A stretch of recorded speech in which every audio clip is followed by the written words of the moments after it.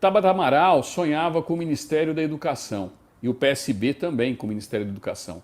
A famosa fatia, né, do bolo, e que bolo grande que eles gostam de fatiar. Então Tabata Amaral foi decepcionada e já começou, né, a virar as costas. Né? Então a Tabata Amaral e o PSB estavam de olho nesse Ministério da Educação. E por que o Ministério da Educação é tão visado? Porque ele tem o segundo maior orçamento. O segundo maior orçamento. Vejam só esta notícia. A luta de gigantes pelo comando do Ministério da Educação no governo Lula. O orçamento do Ministério da Educação é gigantesco. E aí eu pergunto para vocês, como que consegue se controlar quantas batatas foram consumidas num lanche de uma merenda escolar? Difícil, né? Dá para a gente imaginar quantas cebolas ou quantos tomates são utilizados numa sopa para crianças? Difícil. Pois é. Vocês vão entender o porquê que eu comentei isso. Olha só o que vem. A escolha do novo chefe do MEC ainda dará muita dor de cabeça ao futuro presidente. Se é que vai ser. O comando do Ministério da Educação na gestão de Lula virou uma briga de gigantes na futura base governista. Agora prestem atenção nos nomes que estão brigando por esta pasta no Ministério da Educação. Essa denúncia foi trazida pelo jornalista Oswaldo Eustáquio, lá no canal do pastor Ricardo Martins, e o vídeo da denúncia completa está lá no canal do pastor Ricardo Martins. Mas eu vou tentar detalhar aqui, mesmo fazendo um vídeo resumido. Olha esses nomes que eu vou citar para vocês, prestem atenção e gravem isso daí.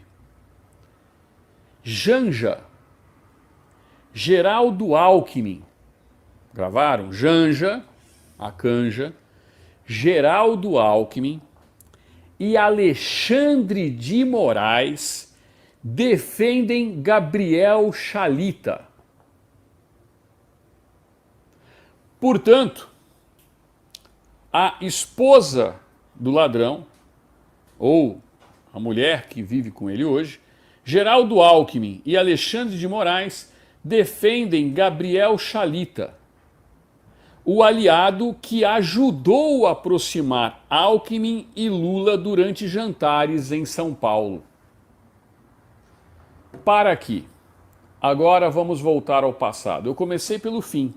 Portanto, nós temos um ministro do presidente do TSE que comandou todo um processo eleitoral querendo indicar o ministro da Educação.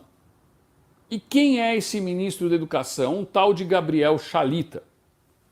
Algumas coisas deixaram de ser informadas lá na live do pastor Ricardo Martins pelo jornalista Oswaldo Eustáquio, e quem é do estado de São Paulo ou quem se lembra disso vai refrescar a memória agora. Eu vou buscar aqui no outro celular, eu faço questão de fazer uma pesquisa aqui no Google para detalhar melhor as manchetes da época. Vamos colocar aqui Alckmin e o escândalo das merendas. Vocês se lembram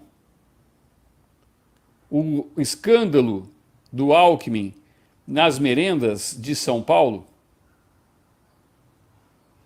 Olha aqui. Eu vou pegar aqui uma notícia do Brasil de Fato. Da merenda ao metrô, os escândalos de Alckmin, que nunca foram desvendados. Esquema de propina sobre merenda envolve governo Alckmin. Portanto, o sujeito que falou que o Lula queria voltar ao cena do crime está interessado no Ministério da Educação juntamente com seu ex-secretário de Segurança Pública, Alexandre de Moraes, e o seu ex-secretário de Educação, Gabriel Chalita. Mas não fica só aí.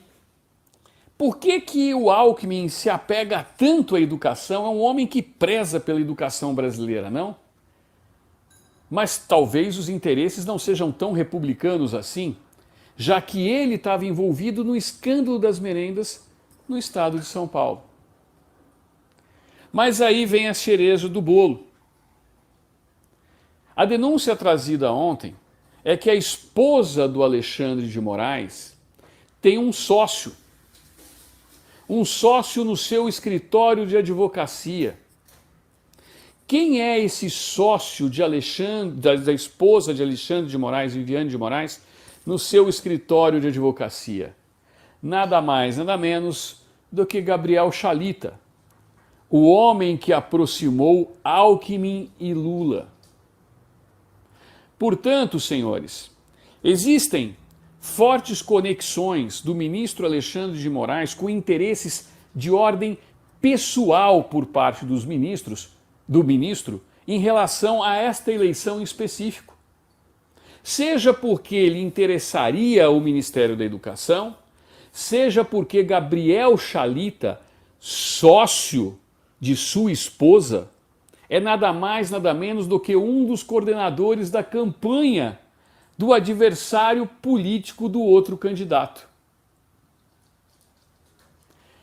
Resumidamente, o ministro Alexandre de Moraes utiliza um inquérito criado por Dias Toffoli, que ontem pediu perdão ao Lula. O ministro do Supremo Tribunal Federal, que presidiu o Supremo Tribunal Federal, foi pedir perdão a um cara que foi condenado em todas as instâncias e foi libertado ou descondenado numa manobra do STF jurídica discutindo competência relativa de um juiz. E nisso tudo a gente consegue entender a opressão e o medo que o sistema tenta impor ao povo brasileiro que se manifesta pacificamente na frente dos quartéis. Este caso é muito mais grave do que se imagina. Ontem, o ministro Gilmar Mendes libertou o último condenado da Operação Lava Jato, o ex-governador do Rio de Janeiro, Sérgio Cabral. E nessa seara de jogos políticos, a imprensa toda conivente com toda essa pataquada. Mas a revista Veja, sabe-se lá por qual motivo, trouxe aqui a informação.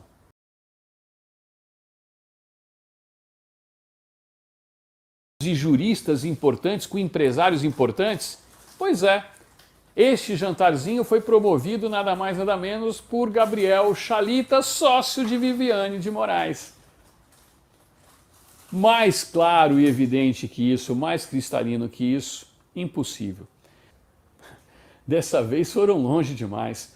O presidente do TSE tem sua esposa como sócia do coordenador da campanha do Lula e quer indicar o ministro da Educação, o sócio da esposa, que era coordenador da campanha do Lula. O cara tinha ou não interesse nessa eleição? O que vocês acham? Fica aqui a opinião de vocês. Na minha opinião, não tem nada de subjetivo nisso. Está claro e cristalino como o sistema tomou de assalto um poder da República. Mais claro, impossível. Portanto, está aí toda a fundamentação para uma GLO, garantia da lei e da ordem. Um dos poderes da República foi tomado de assalto. É verdade. Dura essa palavra, não é?